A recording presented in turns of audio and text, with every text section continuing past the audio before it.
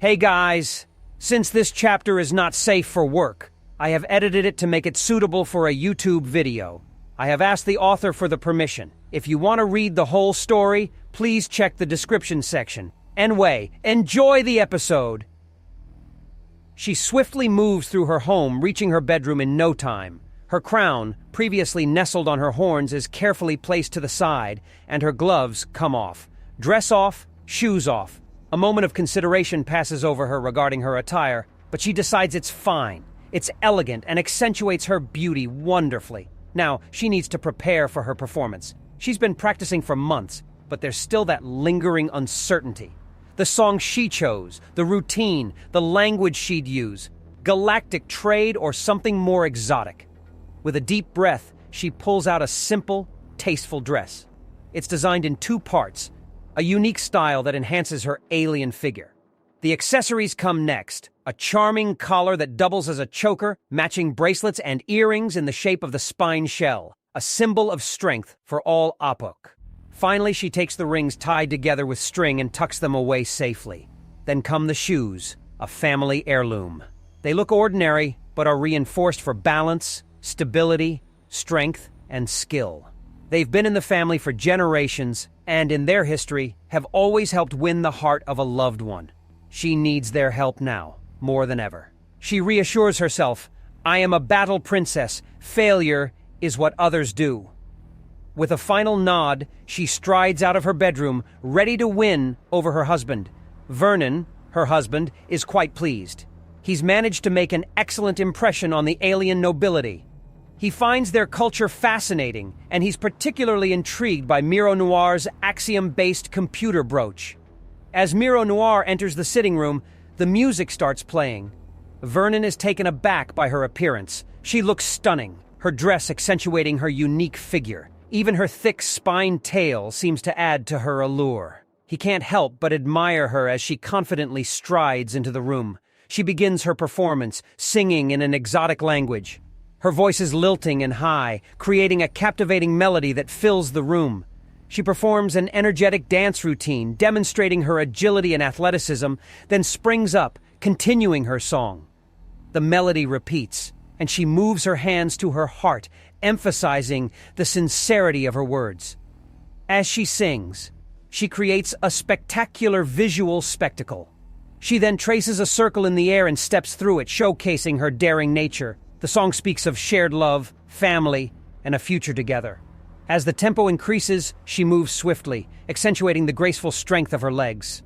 The music returns to its normal tempo, and she leans in, continuing through the refrain, moving to the side and bringing her legs together in a graceful display of her dance skills.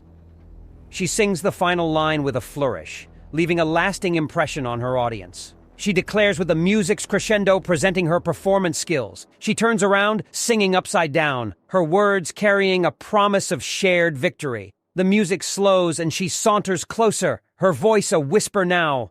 She reaches into her pocket and pulls out a pair of rings. She snaps the string binding them and offers one to him, her song echoing as the music fades to a soft gong. The audience member, taken aback by the performance, accepts the ring.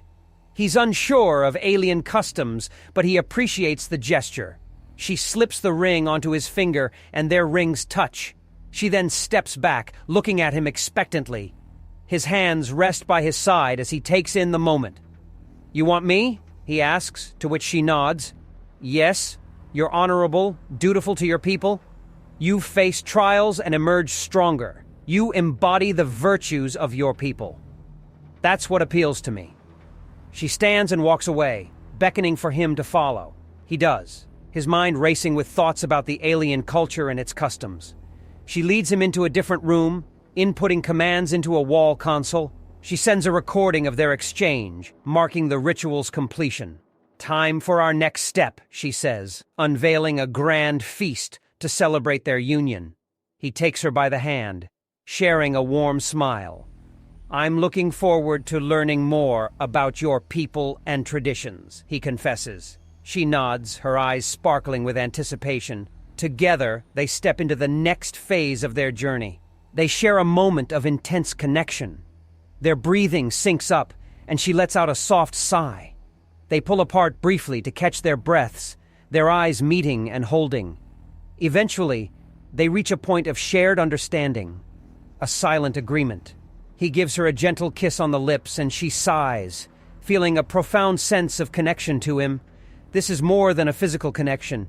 It's an emotional one, forming a bond that they both know will endure. She lets go of him, reminding herself that despite his gentle nature, he is strong. There's a certain fire in him, a fighter's spirit. He engages with her in a playful wrestle, refusing to be outdone.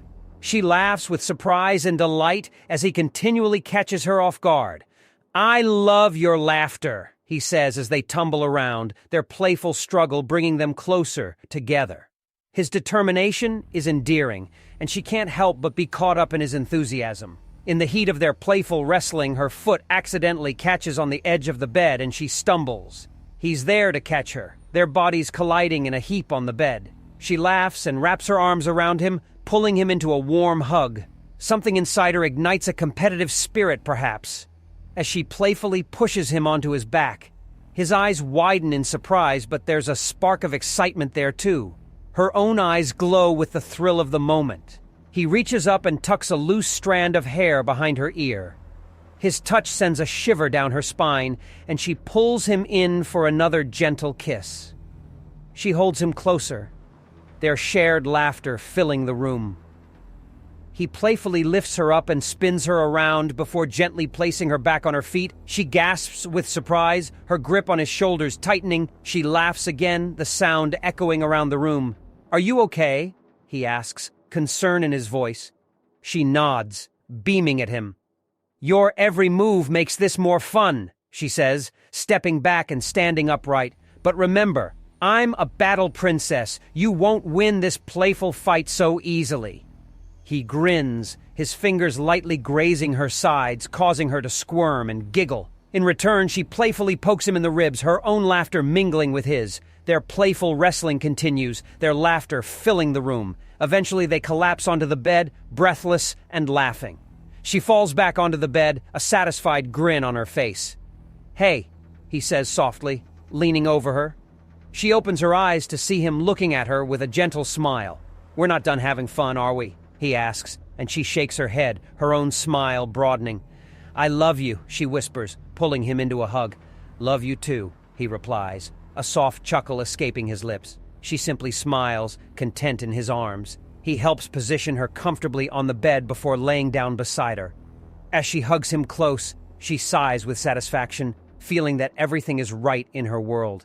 He feels the same, content and happy in her arms.